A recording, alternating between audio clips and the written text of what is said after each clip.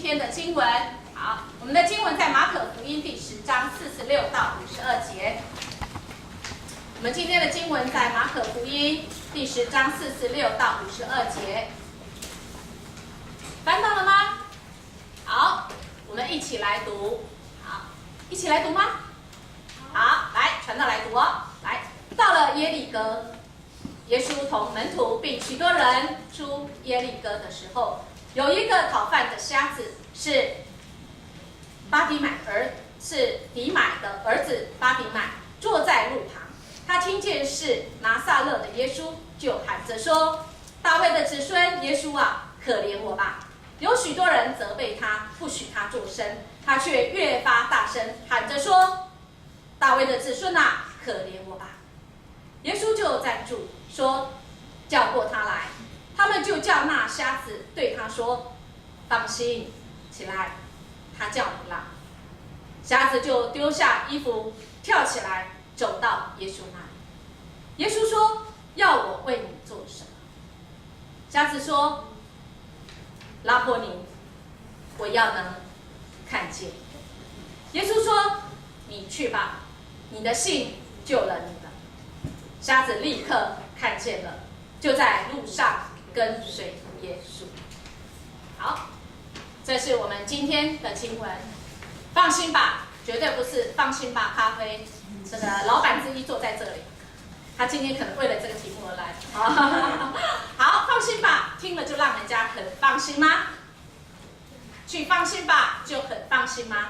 好，我们去来看今天神怎么样让我们在他里面，我们得以能够来放心。好，有2个人，他们都生了重病，住在同一个病房里。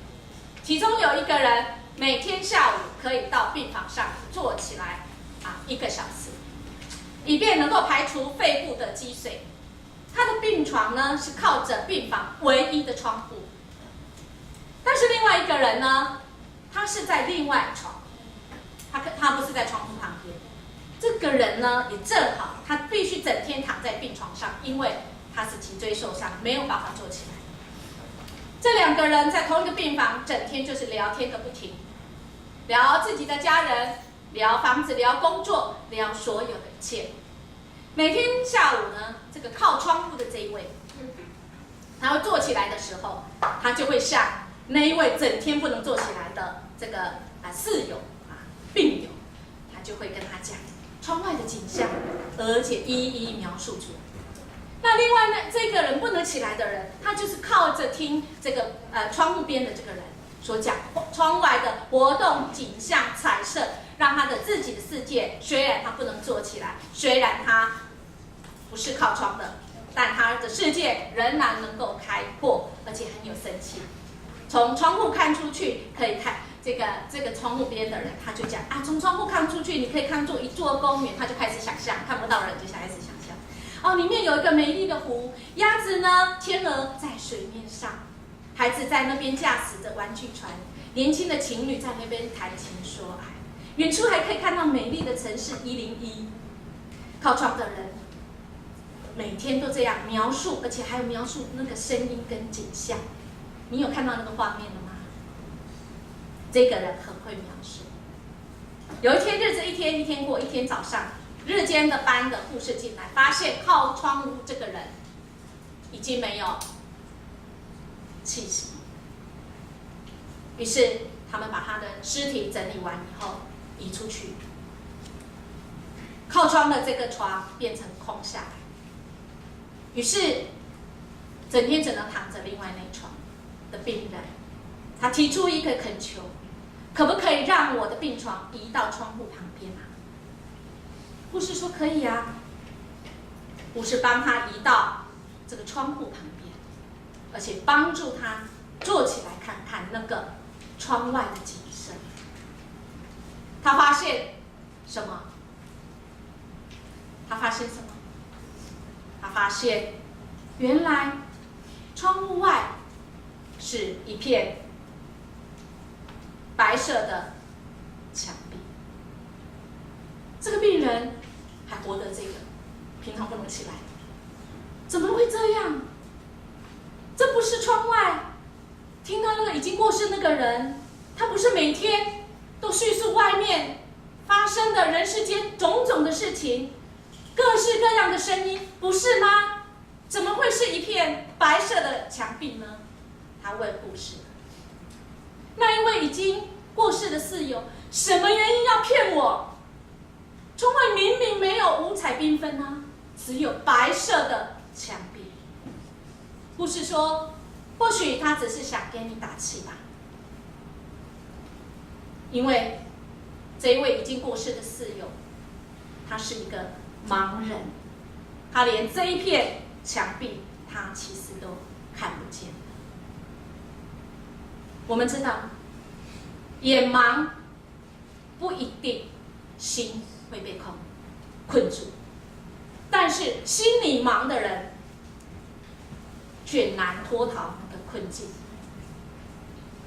今天的经文描写一个眼盲，却比那个眼明的人看得更清楚。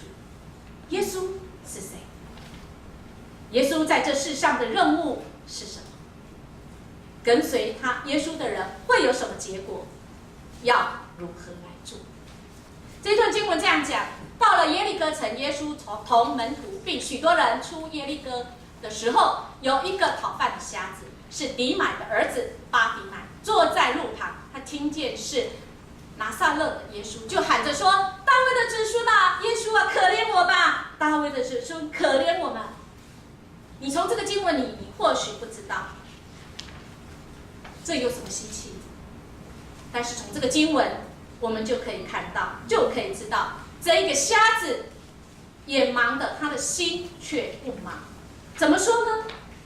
因为巴底买是住在耶利哥城，他不可能去过加利利看见耶稣基督所行的神迹奇事，但是他一定听说过民众在传扬有关耶稣基督的事上，他有了一些信心，是远超过这些门徒跟在耶稣身边的门徒。怎么说？因为他会喊什么？大卫的子孙耶稣啊！很重要的，他知道这一位耶稣他是大卫的子孙，而这个在旧约里面就有说，预言着有一个弥赛亚要从谁而出？大卫的子孙。神一直在向我们说话，发出邀请，要我们听他的声音。听神的声音，并不像我们想象那么困难跟神秘，难以经历。只要你愿意侧耳听那位握有我们生命主权的神，我们就必能听见。你说神在哪里？神在哪里？亲爱的大家，静下心来。你真的没有听见神的声音吗？当你有困难的时候，你透过每天的读经，神告诉你。我们有一个社青，当他在第一天要去上班的时候，他困住在那边，可是透过一个老婆婆，书包背着，上面写腓立比书的经文鼓励他。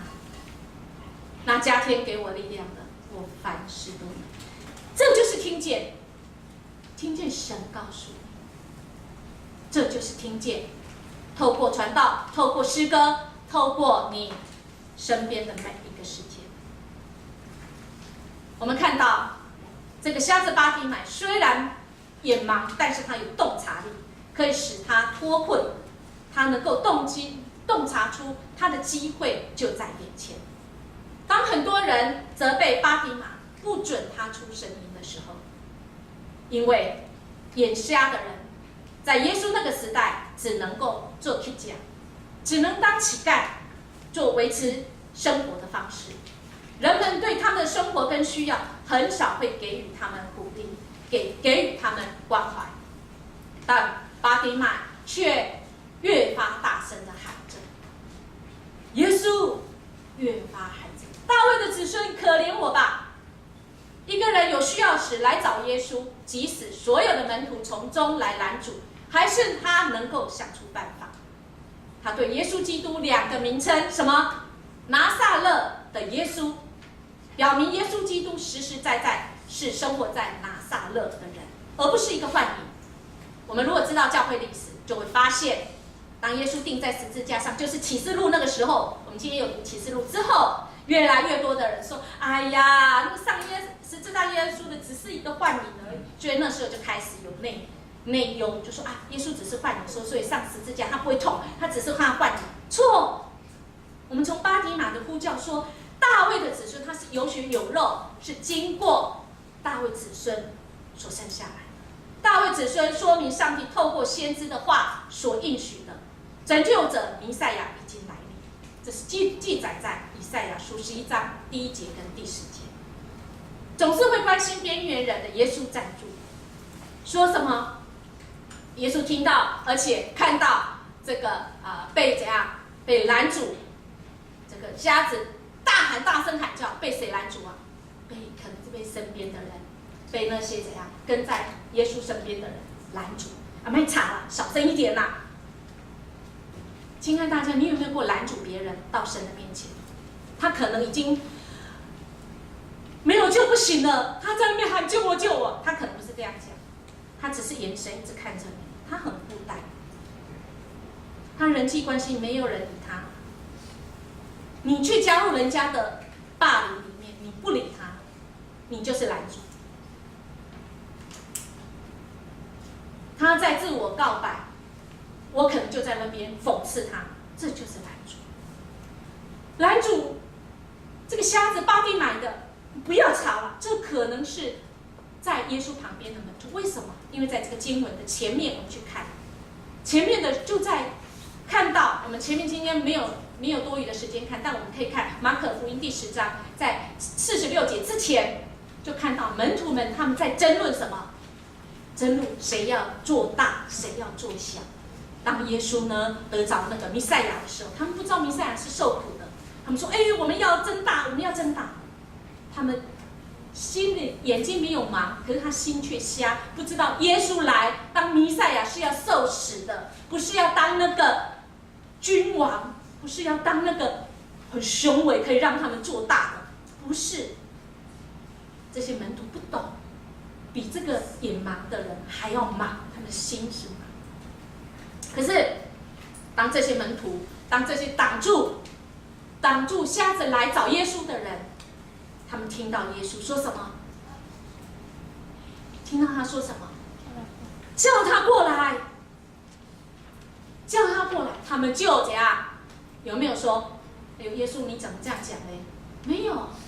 我们心里常常想，耶稣怎么会可怜这些街友？耶稣怎么会可怜这样子的人？他得罪神很多你们知道吗？今天如果张彦文，你们知道张彦文是谁吗？你们知道吗？这个礼拜最出名的新闻。今天如果张彦文他信主耶稣，你会怎么说？你会怎么说？你会说，如果他上天堂，我不上天堂，你会这样说吗？有一个人曾经就是这样，他信主，很多人说那我不上天堂。那个人叫什么？什么静心啊？陈进兴。陈进兴他做了很多坏事，有一天他在监狱里面，他受洗了，他可以进天堂吧？可是很多基督徒说，如果他上天堂，我不要。那么你就是那拦阻的人。如果今天有一个人，你很看不起，他说谎，甚至今天如果有一个人，他一直骗你，他怎么骗你？他说明明说今天说爱你，明天他就不理你，你会不会拦阻他到教会里面来？今天这些门徒，他们听了耶稣说，对，耶稣可怜这个人呢，因为他听到耶稣说叫他过来，叫过他来。门徒们怎样听到耶稣的话，醒悟过来，原来耶稣是爱这边缘人。他们想起来，眼睛突然亮起来了，想起耶稣是对那些热心寻求他的人，总是给他们肯定，给他们满足的应许。就像他对门徒说过，只要祈求就会得到，寻找就会找到，敲门门就会开一样。因而他们从本来是责备这个瞎子不许作声，却怎样悔改转向说什么？放心起来，他叫你来。这是一个悔改信仰的告白。我们有没有曾经心里论断过一个人？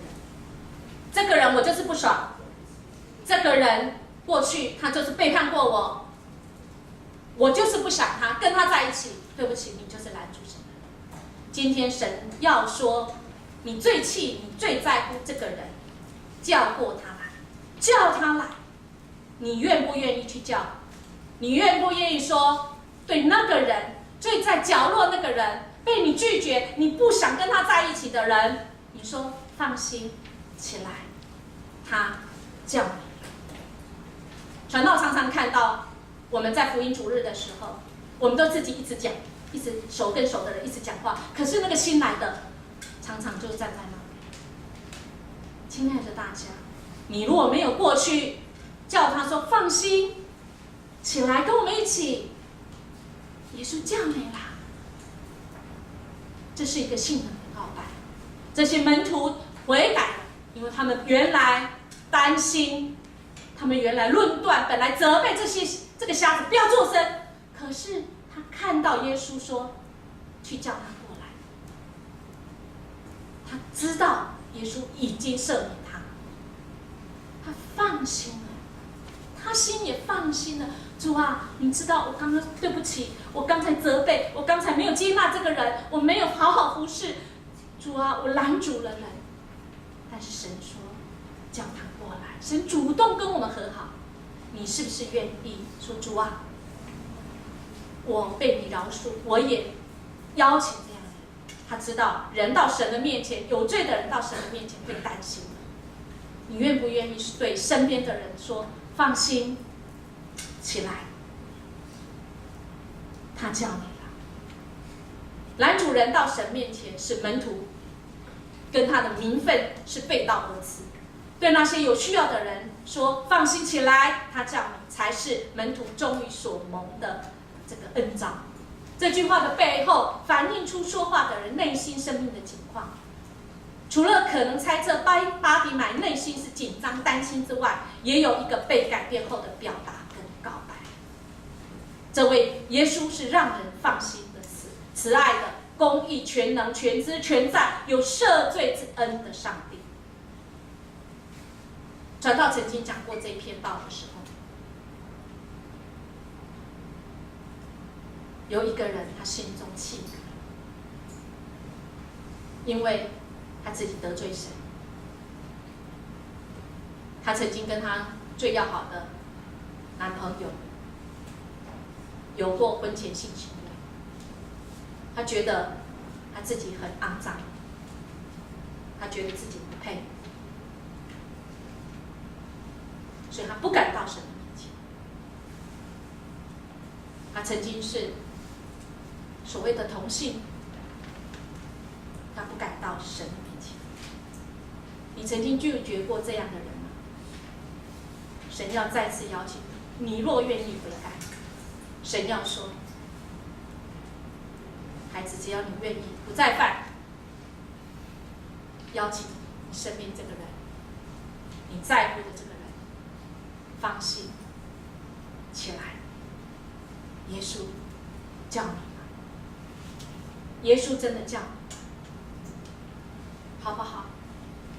跟这个瞎子一样，丢下衣服，丢下那些残累你的，丢下那个责备你的，丢下那个愧疚的，丢下那个自以为是的、自以为意的，丢下那个自己的判断的，丢下那衣服。瞎子他原来是瞎子，他跳了起来，他心里知道他被饶恕了，走到耶稣那里。耶稣说：“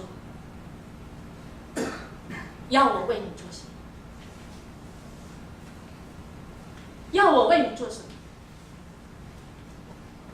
亲爱的大家，耶稣在这里问你，要我为你做什么？要我为你做什么？你准备好答案了吗？耶稣说：“孩子，你要我做什么？你要什么？”这个瞎子说：“拉波尔，就是夫子的意思。我要能看见。”耶稣说：“你去吧，的信救了你。你信吗？你信耶稣基督可以赦免你？你可能失了差错，你可能拒绝过别人，你可能得罪神，没有在那个标准里。你相信神能够赦免你的罪？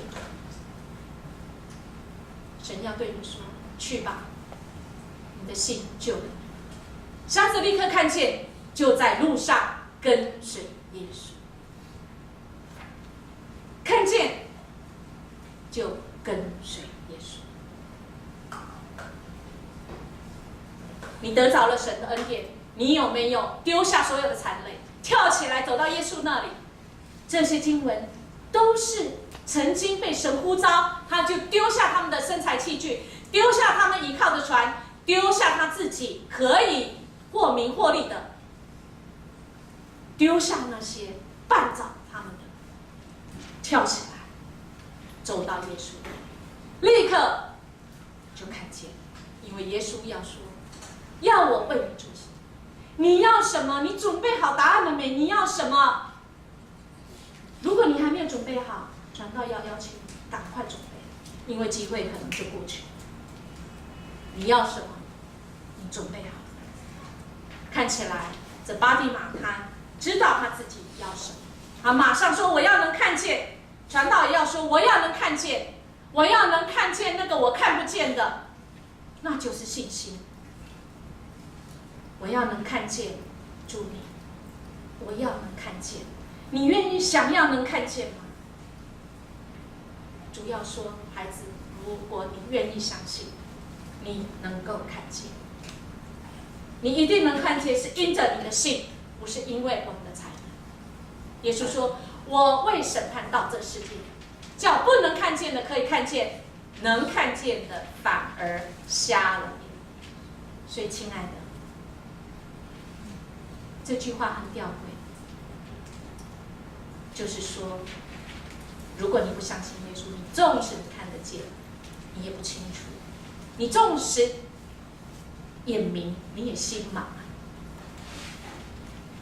我不知道你今天的情况如何，不管你如何，因着主，你愿意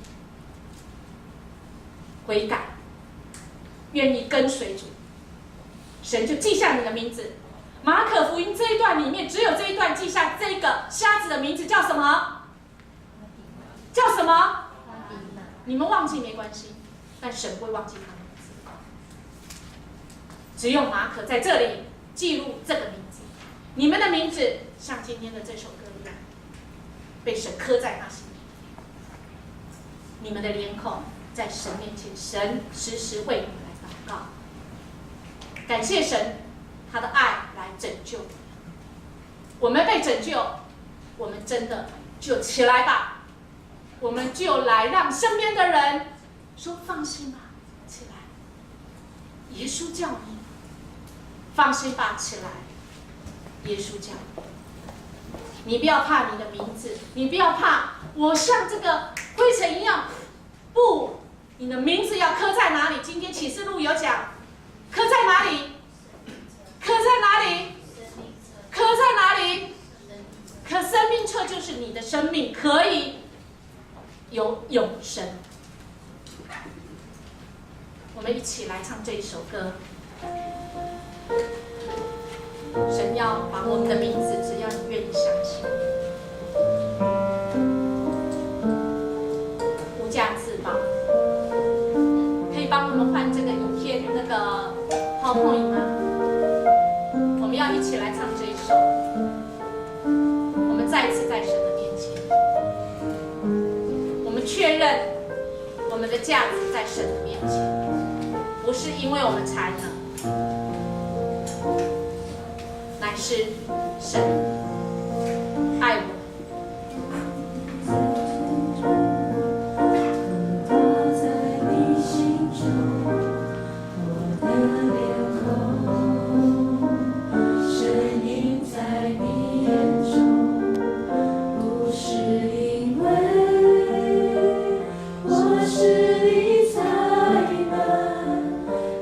是因着你。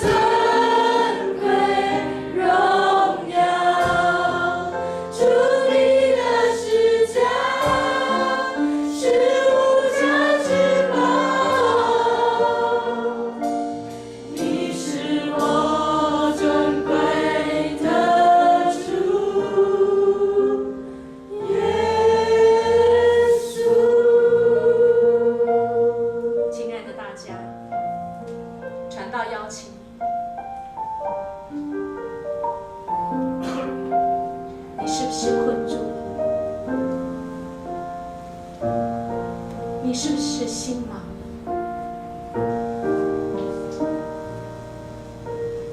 主耶稣看见，因为他知道你的名字。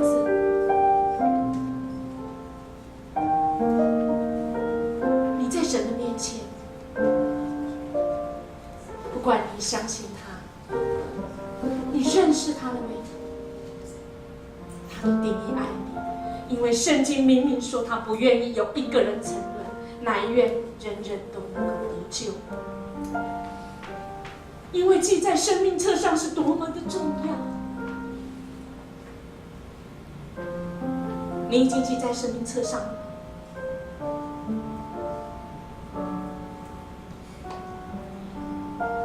我软弱吗？我陷在一个泥浆里、流沙里，一直把我往下带吗？我不能自拔吗？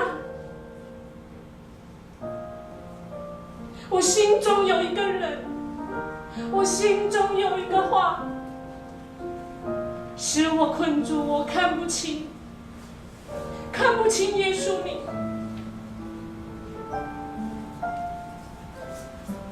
我忘记了，主你是爱，你是拯救，唯有你能够救我。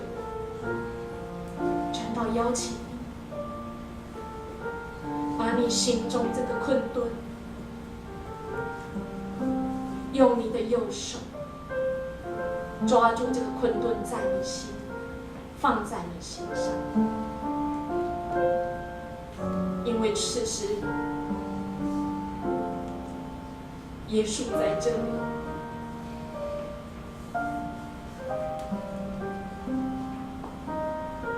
他要问你，你要我为你做什么？孩子，你要什么？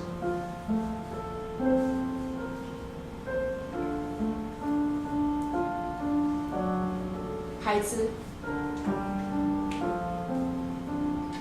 你要我为你做什么？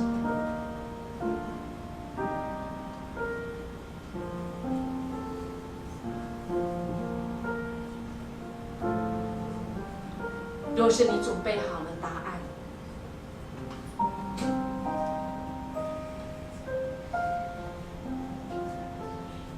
把你的答案放在你手上。传道说1、2、3，你把它举高，交托给神。孩子，你要我为你做什么？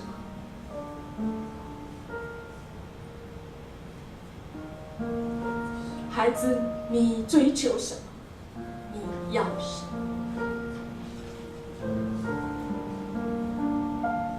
放心，起来，交托给神。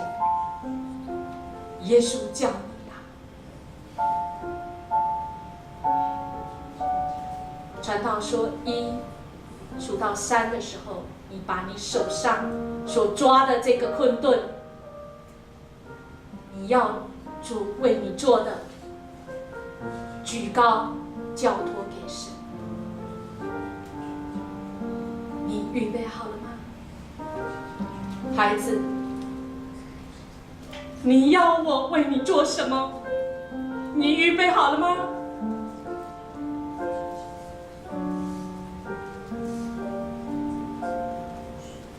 放心，起来，他叫你了。等一下数到3的时候，举起，举高，将它交托给神。预备好了吗？1、2、3，主啊，我交托给你，主啊，救我，主啊，唯有你能救我，主，我要感谢你，因为你能医治巴蒂买，主，你也能够医治我们的心盲的，主。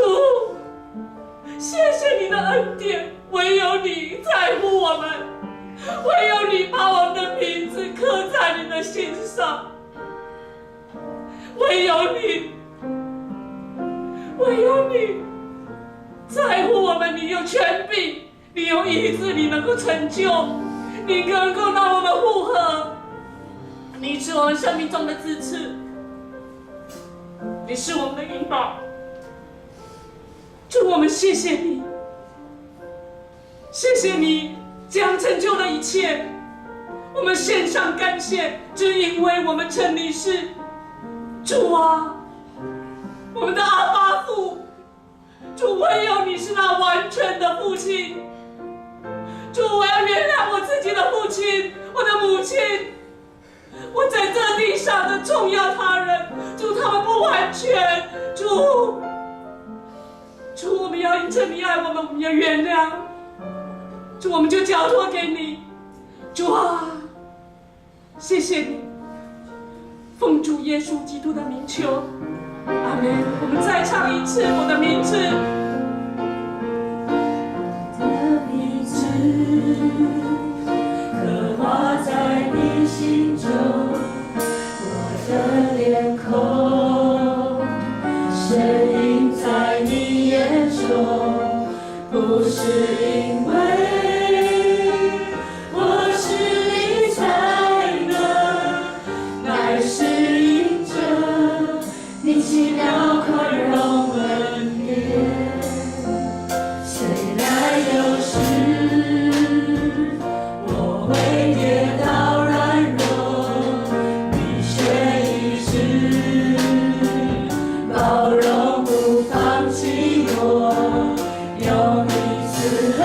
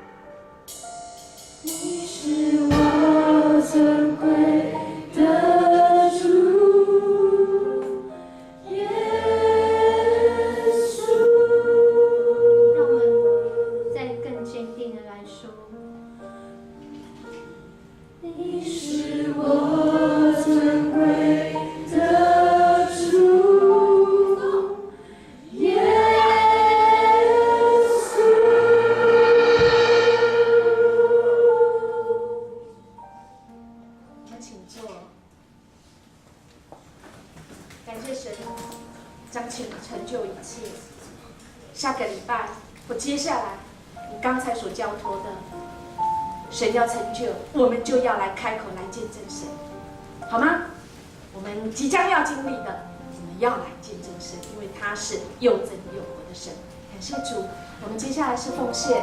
那我们是基督徒回应神的，如果你还不是基督徒